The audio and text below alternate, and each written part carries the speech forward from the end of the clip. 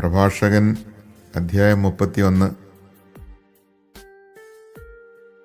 ധനത്തിലുള്ള അതിശ്രദ്ധ ആരോഗ്യം നശിപ്പിക്കുകയും അതേക്കുറിച്ചുള്ള ഉത്കണ്ഠ ഉറക്കമില്ലാതാക്കുകയും ചെയ്യുന്നു.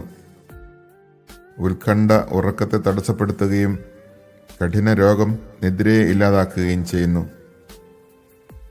ധനികൻ പണം കുന്നുകൂട്ടാൻ അധ്വാനിക്കുന്നു, വിശ്രമവേളയിൽ അവൻ സുഖഭോഗങ്ങളിൽ മുഴുകുന്നു.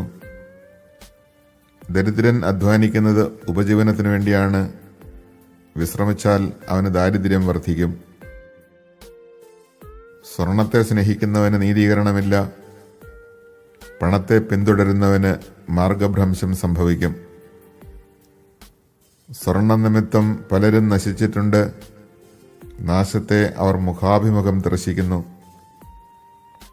അതിനുവേണ്ടി ജീവിതം അർപ്പിച്ചിരിക്കുന്നവർക്ക് അത് കെണിയാണ്, ഭോഷന്മാർ അതിൽ വീഴും. കുറ്റമറ്റവനും സ്വർണത്തെ കാക്ഷിക്കാത്തവനുമായ ധനവാൻ അനുഗ്രഹീതനാണ്. അങ്ങനെയുള്ളവൻ ആരുണ്ട്?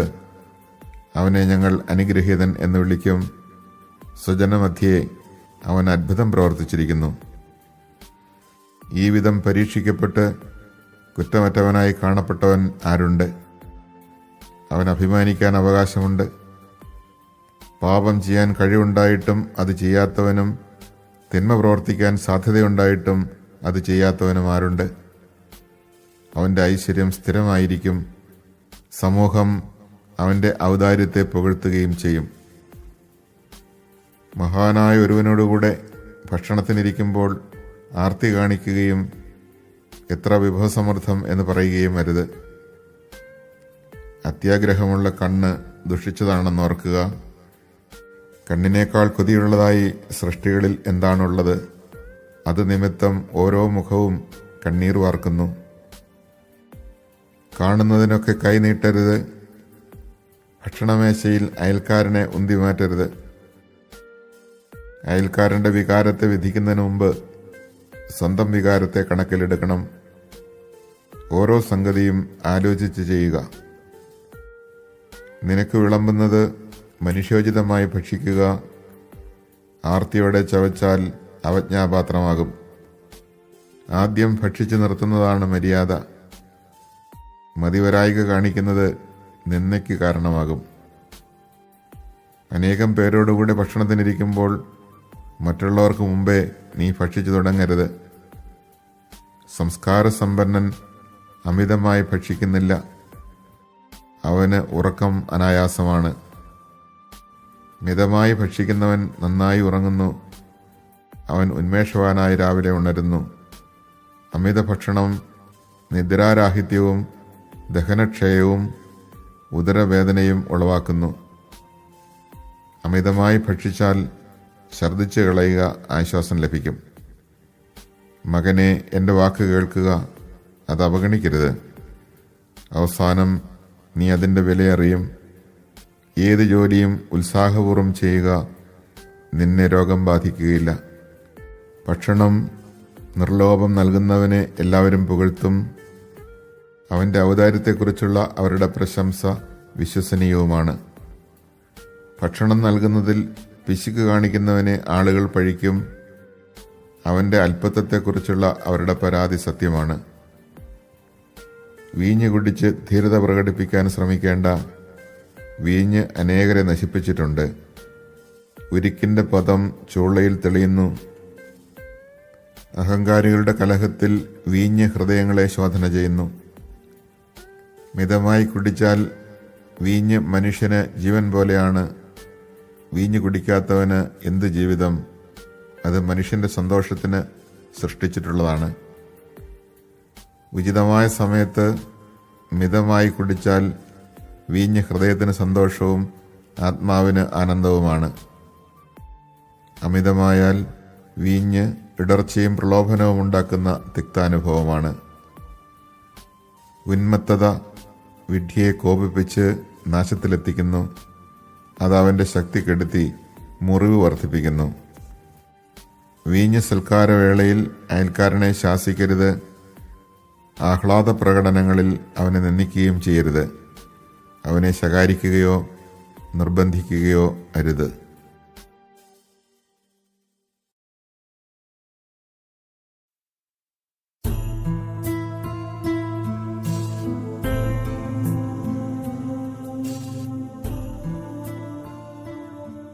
പ്രഭാഷകൻ അധ്യായം 32. വിരുന്നിൽ നീ മുഖ്യാതിഥിയാണെങ്കിൽ കേമത്തം നടിക്കാതെ അവരിൽ ഒരുവനെ പോലെ പെരുമാറുക. അവരുടെ കാര്യങ്ങൾ അന്വേഷിച്ചിട്ടേ നീ ഇരിക്കാവൂ. കർത്തവ്യം നിർവഹിച്ചതിന് ശേഷം സ്വസ്ഥാനത്തിരുന്ന് അവരോടൊത്ത് ആഹ്ലാദിക്കുക. നിന്റെ സമർത്ഥമായ നേതൃത്വത്തിന് അവർ നിന്നെ അഭിനന്ദിക്കും. നിങ്ങളിൽ പ്രായം കൂടിയവർ സംസാരിക്കട്ടെ, അതാണ് യുക്തം. ശരിയായ അറിവോടുകൂടി സംസാരിക്കുക, എന്നാൽ സംഗീതത്തിന് തടസ്സമാകരുത്. വിനോദ പരിപാടികൾക്കിടയിൽ സംസാരിച്ചുകൊണ്ടിരിക്കരുത്. അനവസരത്തിൽ സാമർഥ്യം പ്രകടിപ്പിക്കരുത്. വീഞ്ഞ സൽക്കാരത്തിലെ സംഗീതം സ്വർണത്തിൽ പതിച്ച് മാണിക്യം പോലെയാണ്. വീഞ്ഞ സൽക്കാരവേളയിലെ ശ്രുതിമധുരമായ സംഗീതം സ്വർണ്ണാഭരണത്തിലെ മരതക മുദ്രയാണ്. യുവാവേ, ആവശ്യം വന്നാലേ സംസാരിക്കാവൂ, അതും ഒന്നിലേറെ തവണ നിർബന്ധിച്ചാൽ മാത്രം. ഒതുക്കി പറയുക, കുറഞ്ഞ വാക്കുകളിൽ വളരെ കാര്യങ്ങൾ ഉൾക്കൊള്ളിക്കുക. അറിവുള്ളവനും എന്നാൽ മിതഭാഷിയുമായിരിക്കുക. മഹാന്മാരോട് ഇടപെടുമ്പോൾ തുല്യത ഭാവിക്കരുത്. മറ്റുള്ളവർ സംസാരിക്കുമ്പോൾ പുലമ്പിക്കൊണ്ടിരിക്കുകയുമരുത്. ഇടിക്കു മുമ്പേ മിന്നൽ കാണുന്നത് പോലെ വിനയശീലന്റെ മുമ്പിൽ കീർത്തി പരക്കുന്നു. തക്ക സമയത്ത് പോവുക, അവസാനത്തവനാകരുത്. വേഗം വീട്ടിൽ പോവുക, തങ്ങി നിൽക്കരുത്. അവിടെ ചെന്ന് ഇഷ്ടാനുസരണം സന്തോഷിക്കുക, എന്നാൽ അഹങ്കാരപൂർവ്വം സംസാരിച്ച് പാപം ചെയ്യരുത്. തൻ്റെ ദാനങ്ങൾ കൊണ്ട് നിന്നെ സംതൃപ്തനാക്കിയ നിന്റെ സൃഷ്ടാവിനെ ഇക്കാര്യത്തിന് വേണ്ടി സ്തുതിക്കുക. കർത്താവിനെ ഭയപ്പെടുന്നവൻ അവിടുത്തെ ശാസനം സ്വീകരിക്കുന്നു. പ്രഭാതത്തിൽ ഉണർന്ന് അവിടുത്തെ അന്വേഷിക്കുന്നവന് കൃപ ലഭിക്കും. നിയമത്തെ അന്വേഷിക്കുന്നവൻ അതിൽ സംതൃപ്തി കണ്ടെത്തും, എന്നാൽ കാപട്യക്കാരൻ അതിൽ തട്ടി വീഴും. ദൈവഭക്തൻ ശരിയായി വിധിക്കും. നീതിപൂർവകമായ പ്രവൃത്തികളെ അവൻ ദീപം പോലെ പ്രകാശിപ്പിക്കും. ദുഷ്ടൻ ശാസന നിരസിക്കുകയും തന്നിഷ്ടം പോലെ തീരുമാനമെടുക്കുകയും ചെയ്യും. ബുദ്ധിമാൻ ഒരു നിർദ്ദേശവും അവഗണിക്കുകയില്ല. നിന്ദ്യനും ധിക്കാരിയുമായ മനുഷ്യൻ ആരെയും ഭയപ്പെടുന്നില്ല. ആലോചന കൂടാതെ ഒന്നും പ്രവർത്തിക്കരുത്, പശ്ചാത്തപിക്കാൻ ഇടയാവുകയില്ല. പ്രതിബന്ധങ്ങൾ നിറഞ്ഞ വഴിയിലൂടെ സഞ്ചരിച്ച് തട്ടി വീഴരുത്. നിരപ്പായ വഴിയിലും അമിതമായ ആത്മവിശ്വാസമരുത്. വഴിയിൽ ശ്രദ്ധയോടെ നടക്കുക. ഓരോ പ്രവൃത്തിയിലും കരുതൽ വേണം. അതാണ് നിയമാനുഷ്ഠാനം. നിയമത്തിൽ വിശ്വസിക്കുന്നവൻ കൽപ്പനകൾ അനുസരിക്കുന്നു. കർത്താവിൽ ശരണപ്പെടുന്നവന് നഷ്ടം വരികയില്ല.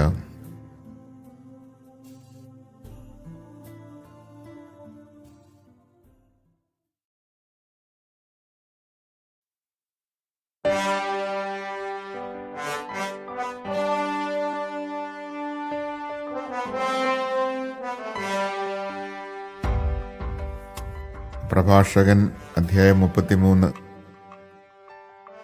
കർത്താവിനെ ഭയപ്പെടുന്നവന് അനർത്ഥം സംഭവിക്കുകയില്ല. ആപത്തിൽ നിന്ന് അവിടുന്ന് അവനെ രക്ഷിക്കും. ജ്ഞാനി നിയമത്തെ വെറുക്കുകയില്ല. അതിനോട് ആത്മാർത്ഥതയില്ലാത്തവൻ കൊടുങ്കാറ്റിൽപ്പെട്ട തോണി പോലെയാണ്. വിവേകി നിയമത്തിൽ ആശ്രയിക്കും. ഉറീം കൊണ്ടുള്ള നിശ്ചയം പോലെ നിയമം അവന് വിശ്വാസ്യമാണ്. മുൻകൂട്ടി തയ്യാറായി സംസാരിക്കാവൂ, അപ്പോൾ നീ ശ്രദ്ധിക്കപ്പെടും. ചിന്തിച്ചുറച്ച് ഉത്തരം പറയുക. വിഡ്ഢിയുടെ ഹൃദയം വണ്ടിച്ചക്രം പോലെയാണ്. അവൻ്റെ ചിന്തകൾ തിരിയുന്ന അച്ചുതണ്ട് പോലെയും. പരിഹസിക്കുന്ന സ്നേഹിതൻ വിത്തുകുതിരയെ പോലെയാണ്. ആര് പുറത്തിരുന്നാലും അത് ഹേഷാരവം മുഴക്കുന്നു. വർഷത്തിലെ എല്ലാ ദിവസങ്ങളെയും പ്രകാശിപ്പിക്കുന്നത് സൂര്യനാണെങ്കിൽ ഒരു ദിവസം മറ്റൊന്നിനേക്കാൾ മെച്ചപ്പെട്ടതാകുന്നത് എങ്ങനെ? കർത്താവിൻ്റെ നിശ്ചയമനുസരിച്ചാണ് അവ വ്യത്യസ്തമാകുന്നത്. ഋതുക്കളും ഉത്സവങ്ങളും നിർണയിച്ചതും അവിടുന്നാണ്. ചില നാളുകളെ അവിടുന്ന് ഉന്നതവും സംപൂജ്യവും മറ്റു ചിലതിനെ സാധാരണവുമാക്കി. മനുഷ്യരെല്ലാവരും മണ്ണിൽ നിന്നാണ്. ആദം പൊടിയിൽ നിന്ന് സൃഷ്ടിക്കപ്പെട്ടു. കർത്താവ് തൻ്റെ ജ്ഞാനത്തിൻ്റെ പൂർണ്ണതയിൽ അവരെ വിവേചിക്കുകയും വ്യത്യസ്ത മാർഗങ്ങളിൽ നിയോഗിക്കുകയും ചെയ്തു. അവിടുന്ന് ചിലരെ അനുഗ്രഹിച്ചുയർത്തി, വേറെ ചിലരെ വിശുദ്ധീകരിച്ച് തന്നോട് അടുപ്പിച്ചു. മറ്റു ചിലരെ ശപിച്ചു താഴ്ത്തുകയും സ്ഥാനഭ്രഷ്ടരാക്കുകയും ചെയ്തു. കുശവൻ്റെ കയ്യിൽ കളിമണ്ണ് പോലെയാണ് സൃഷ്ടാവിൻ്റെ കയ്യിൽ മനുഷ്യർ. അവിടുന്ന് തൻ്റെ ഇഷ്ടമനുസരിച്ച് പ്രവർത്തിക്കുന്നു, ഇഷ്ടമനുസരിച്ച് അവർക്ക് നൽകുന്നു. നന്മ തിന്മയുടെയും ജീവൻ മരണത്തിൻ്റെയും വിപരീതമാണ്. അപ്രകാരം തന്നെ പാപി ദൈവഭക്തൻ്റെയും.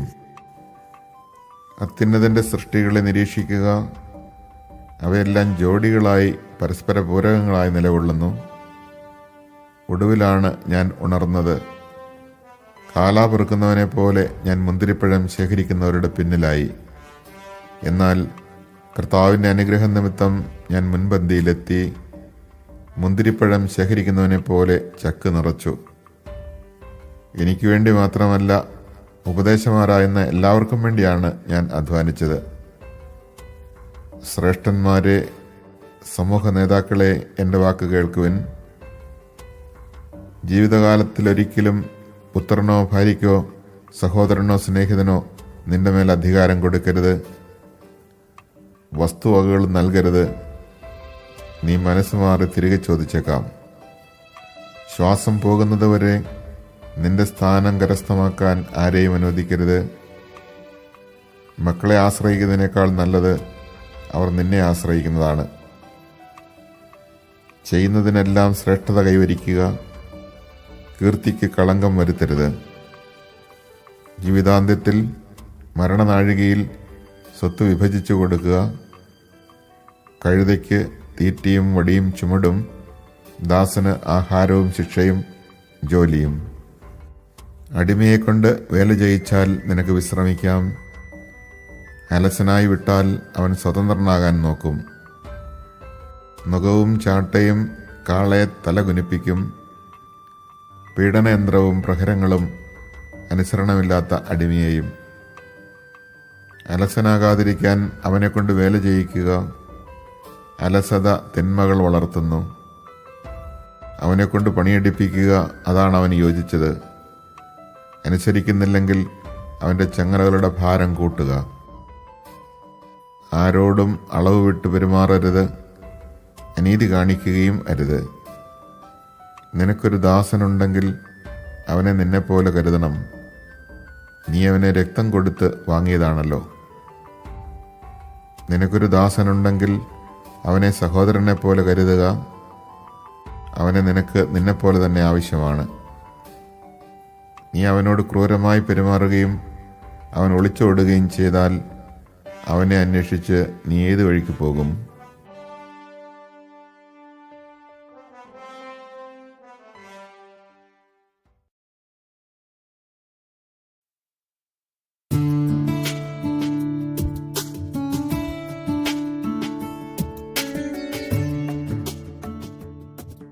പ്രഭാഷകൻ അധ്യായം 34. അവിവേകിയുടെ പ്രതീക്ഷകൾ വ്യർത്ഥവും നിരർത്ഥകവുമാണ്. സ്വപ്നങ്ങൾ ഭോഷന്മാർക്ക് ചിറക് നൽകുന്നു. സ്വപ്നങ്ങളെ ആശ്രയിക്കുന്നവൻ നിഴലിനെ പിടിക്കുന്നവനെ പോലെയും കാറ്റിനെ അനുധാവനം ചെയ്യുന്നവനെ പോലെയുമാണ്. സ്വപ്നത്തിലെ ദർശനം യഥാർത്ഥ മുഖത്തിൻ്റെ പ്രതിച്ഛായ മാത്രമാണ്. അശുദ്ധിയിൽ നിന്ന് ശുദ്ധി ഉണ്ടാകുമോ? അസത്യത്തിൽ നിന്ന് സത്യവും. ഗർഭിണിയുടെ ഭാവന പോലെ ശകുനം, നിമിത്തം, സ്വപ്നം ഇവയെല്ലാം മിഥ്യയാണ്. അത്യുന്നതനിൽ നിന്നുള്ള ദർശനമല്ലെങ്കിൽ അതിനെ അവഗണിക്കുക. സ്വപ്നങ്ങൾ അനേകരെ വഞ്ചിച്ചിട്ടുണ്ട്. അവയിൽ ആശ്രയിച്ചവർ പരാജയപ്പെട്ടിട്ടുണ്ട്.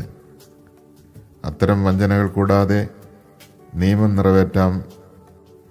സത്യസന്ധമായ ചുണ്ടുകളിൽ വിജ്ഞാനത്തിന് പൂർണ്ണത ലഭിക്കുന്നു. വിദ്യാസമ്പന്നൻ വളരെ കാര്യങ്ങൾ അറിയുന്നു, അനുഭവസമ്പന്നൻ വിവേകത്തോടെ സംസാരിക്കുന്നു.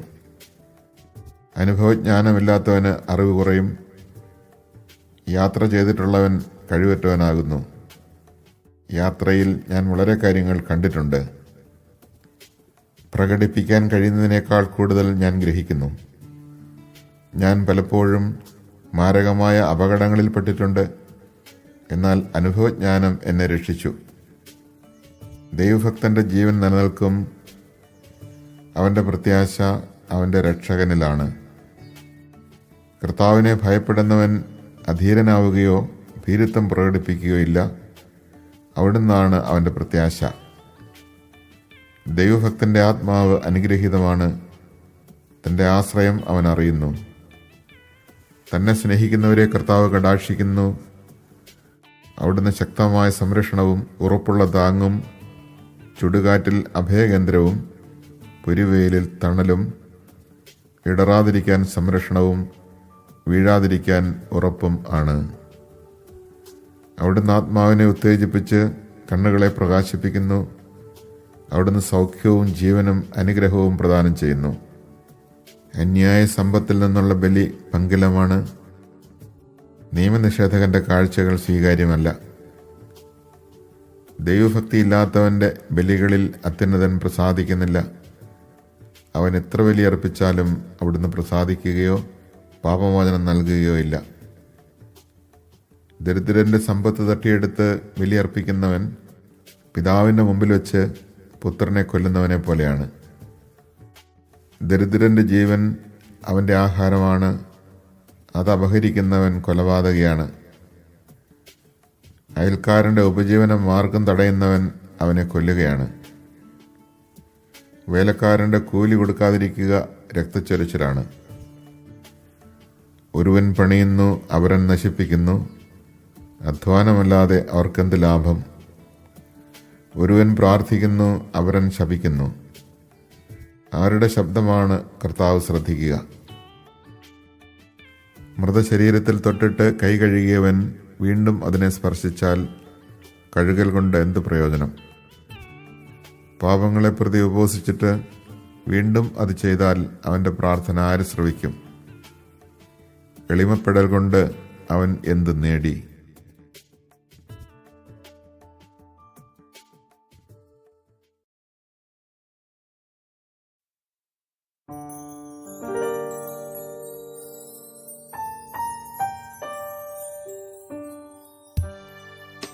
പ്രഭാഷകൻ അധ്യായം 35.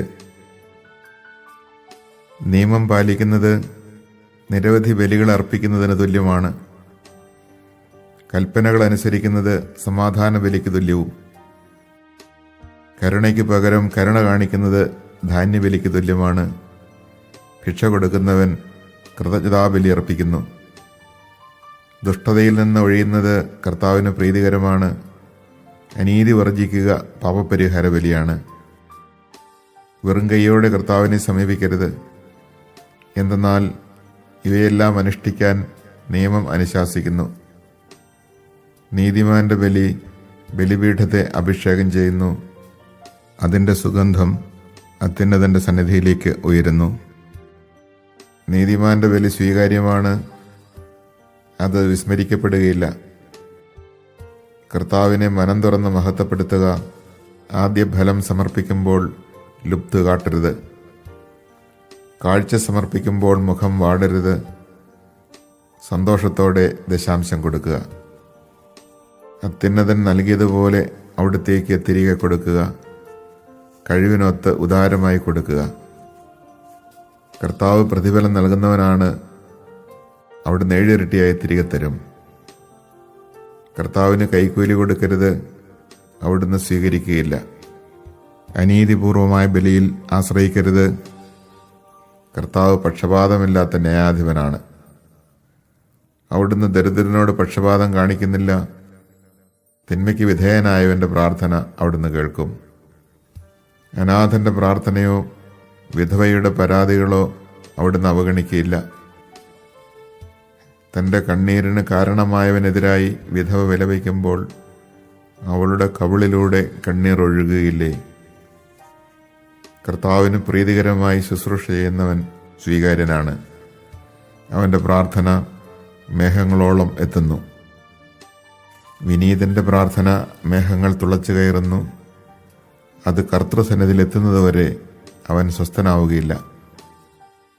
ന്യായവിധി നടത്തി നിഷ്കളങ്കന് നീതി നൽകാൻ അത്യുന്നതൻ സന്ദർശിക്കുന്നതുവരെ അവൻ പിൻവാങ്ങുകയില്ല. കർത്താവ് വൈകുകയോ സ്വസ്ഥനായിരിക്കുകയോ ഇല്ല. അവിടുന്ന് നിർദ്ദയൻ്റെ അരക്കെട്ട് തകർക്കുകയും ജനതകളോട് പകരം വീട്ടുകയും ചെയ്യും. ധിക്കാരികളുടെ കൂട്ടത്തെ നിർമ്മാർജ്ജനം ചെയ്യുകയും അനീതി പ്രവർത്തിക്കുന്നവൻ്റെ ചെങ്കോൽ തകർത്ത് കളയുകയും ചെയ്യും. മനുഷ്യന് പ്രവൃത്തിക്കൊത്തും പ്രയത്നങ്ങൾക്ക് അവയുടെ വൈഭവത്തിനനുസരിച്ചും അവിടുന്ന് പ്രതിഫലം നൽകും. തൻ്റെ ജനത്തിൻ്റെ പരാതികൾക്ക് വിധി കൽപ്പിച്ച് തൻ്റെ കരുണയിൽ അവരെ ആനന്ദിപ്പിക്കും. വരൾച്ചയുടെ നാളുകളിൽ മഴക്കാറുപോലെ കഷ്ടതയിൽ കർത്താവിൻ്റെ കരുണ ആശ്വാസപ്രദമാണ്.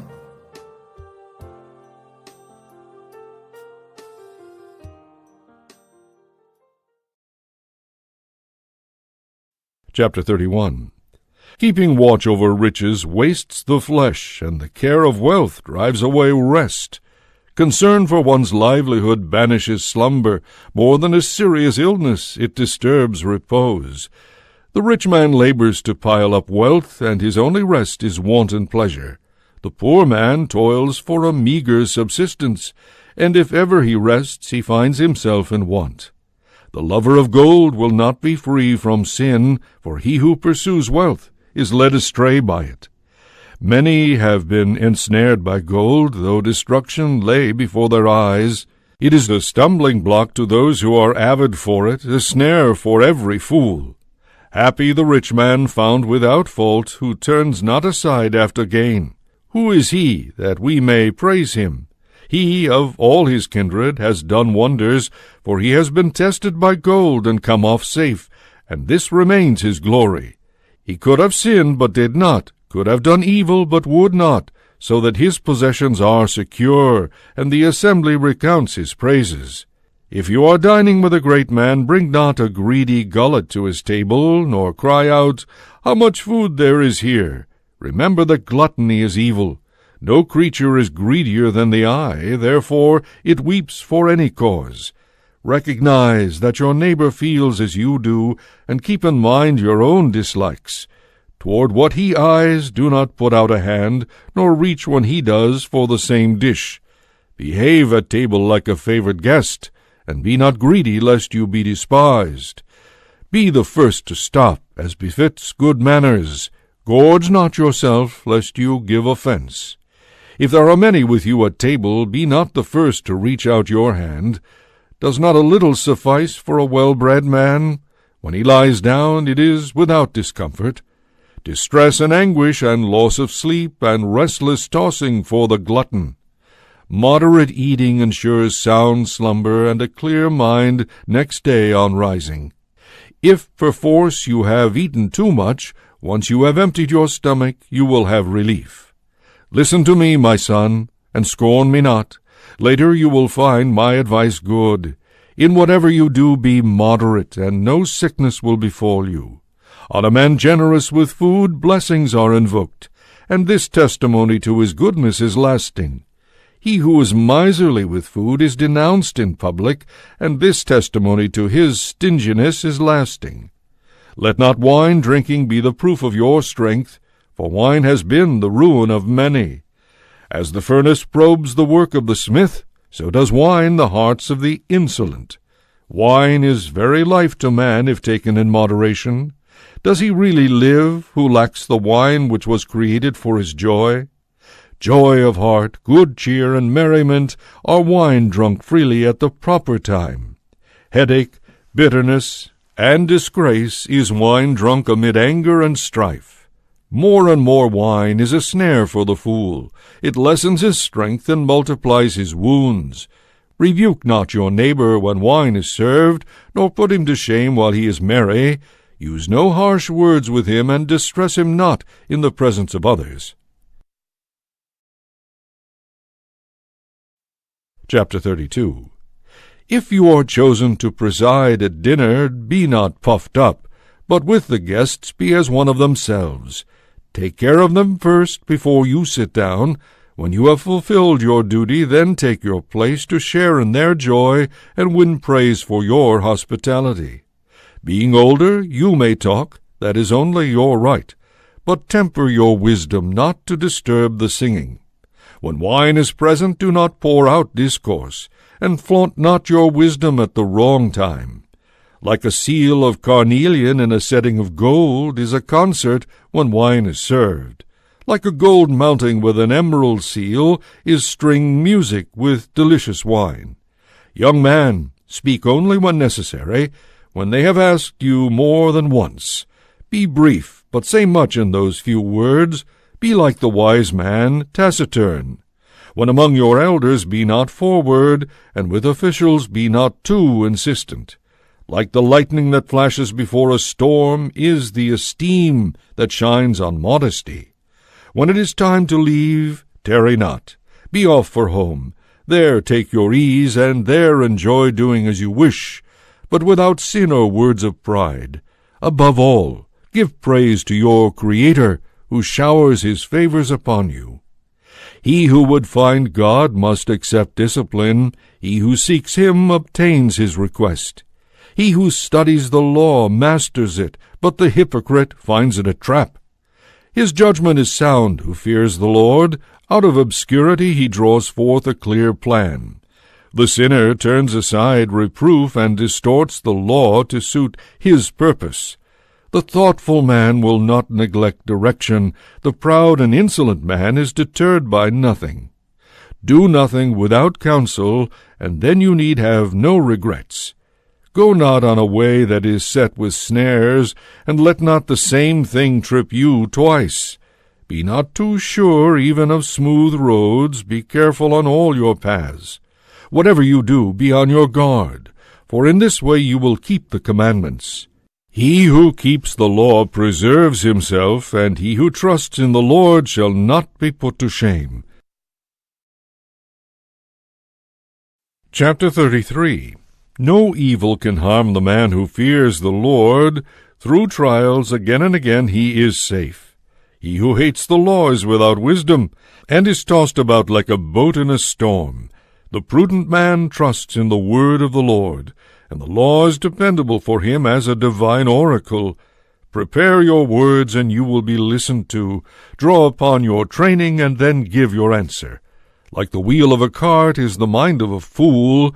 His thoughts revolve in circles. A fickle friend is like the stallion that neighs, no matter who the rider. Why is one day more important than another, when it is the sun that lights up every day? It is due to the Lord's wisdom that they differ. It is through him the seasons and feasts come and go. Some he dignifies and sanctifies, and others he lists as ordinary days. So too all men are of clay, for from earth man was formed. Yet with his great knowledge the Lord makes men unlike. In different paths he has them walk. Some he blesses and makes great, some he sanctifies and draws to himself. Others he curses and brings low, and expels them from their place. Like clay in the hands of a potter, to be molded according to his pleasure, so are men in the hands of their Creator, to be assigned by him their function. As evil contrasts with good, and death with life, so are sinners in contrast with the just. See now all the works of the Most High. They come in pairs, the one the opposite of the other. Now I am the last to keep vigil, like a gleaner after the vintage. Since by the Lord's blessing I have made progress, still like a vintager I have filled my winepress. I would inform you that not for myself only have I toiled, but for every seeker after wisdom. Listen to me, O leaders of the multitude, O rulers of the assembly, give ear. Let neither son nor wife, neither brother nor friend, have power over you as long as you live. While breath of life is still in you, let no man have dominion over you. Give not to another your wealth, lest then you have to plead with him. Far better that your children plead with you than that you should look to their generosity. Keep control over all your affairs. Let no one tarnish your glory. When your few days reach their limit, at the time of death distribute your inheritance. Fodder and whip and loads for an ass, the yoke and harness and the rod of his master. Food, correction, and work for a slave, and for a wicked slave punishment in the stocks. Make a slave work, and he will look for his rest. Let his hands be idle, and he will seek to be free. Force him to work that he be not idle, for idleness is an apt teacher of mischief. Put him to work, for that is what befits him. If he becomes unruly, load him with chains. But never lord it over any human being, and do nothing unjust. If you have but one slave, treat him like yourself, for you have acquired him with your life's blood. If you have but one slave, deal with him as a brother, for you need him as you need your life. If you mistreat him and he runs away, in what direction will you look for him? Chapter 34. Empty and false are the hopes of the senseless, and fools are borne aloft by dreams. Like a man who catches at shadows or chases the wind is the one who believes in dreams. What is seen in dreams is to reality what the reflection of a face is to the face itself. Can the unclean produce the clean? Can the liar ever speak the truth? Divination, omens, and dreams all are unreal. What you already expect, the mind depicts. Unless it be a vision specially sent by the Most High, fix not your heart on it. For dreams have led many astray, and those who believed in them have perished. The law is fulfilled without fail, and perfect wisdom is found in the mouth of the faithful man. A man with training gains wide knowledge, a man of experience speaks sense. One never put to the proof knows little, whereas with travel a man adds to his resourcefulness. I have seen much in my travels, learned more than ever I could say. Often I was in danger of death, but by these attainments I was saved. Lively is the courage of those who fear the Lord, for they put their hope in their Saviour. He who fears the Lord is never alarmed, never afraid, for the Lord is his hope. Happy the soul that fears the Lord. In whom does he trust, and who is his support? The eyes of the Lord are upon those who love him. He is their mighty shield and strong support, a shelter from the heat, a shade from the noonday sun, a guard against stumbling, a help against falling. He buoys up the spirits, brings a sparkle to the eyes, gives health and life and blessing. Tainted his gifts, who offers in sacrifice ill-gotten goods. Mock presents from the lawless win not God's favor. The Most High approves not the gifts of the godless, nor for their many sacrifices does he forgive their sins. Like the man who slays a son in his father's presence is he who offers sacrifice from the possessions of the poor. The bread of charity is life itself for the needy. He who withholds it is a man of blood. He slays his neighbor who deprives him of his living. He sheds blood who denies the laborer his wages. If one man builds up and another tears down, what do they gain but trouble? If one man prays and another curses, whose voice will the Lord hear? If a man again touches a corpse after he has bathed, what did he gain by the purification? So with a man who fasts for his sins, but then goes and commits them again. Who will hear his prayer, and what has he gained by his mortification? Chapter 35. To keep the law is a great oblation, and he who observes the commandments sacrifices a peace offering. In works of charity one offers fine flour, and when he gives alms he presents his sacrifice of praise. To refrain from evil pleases the Lord, and to avoid injustice is an atonement. Appear not before the Lord empty-handed, for all that you offer is in fulfillment of the precepts. The just man's offering enriches the altar, and rises as a sweet odor before the Most High. The just man's sacrifice is most pleasing, nor will it ever be forgotten. In generous spirit pay homage to the Lord, be not sparing of free will gifts. With each contribution show a cheerful countenance, and pay your tithes in a spirit of joy. Give to the Most High as he has given to you, generously, according to your means. For the Lord is one who always repays, and he will give back to you sevenfold. But offer no bribes, these he does not accept. Trust not in sacrifice of the fruits of extortion, for he is a God of justice, who knows no favorites. Though not unduly partial toward the weak, yet he hears the cry of the oppressed. He is not deaf to the wail of the orphan, nor to the widow when she pours out her complaint. Do not the tears that stream down her cheek cry out against him that causes them to fall? He who serves God willingly is heard, his petition reaches the heavens. The prayer of the lowly pierces the clouds, it does not rest till it reaches its goal, nor will it withdraw till the Most High responds, judges justly, and affirms the right.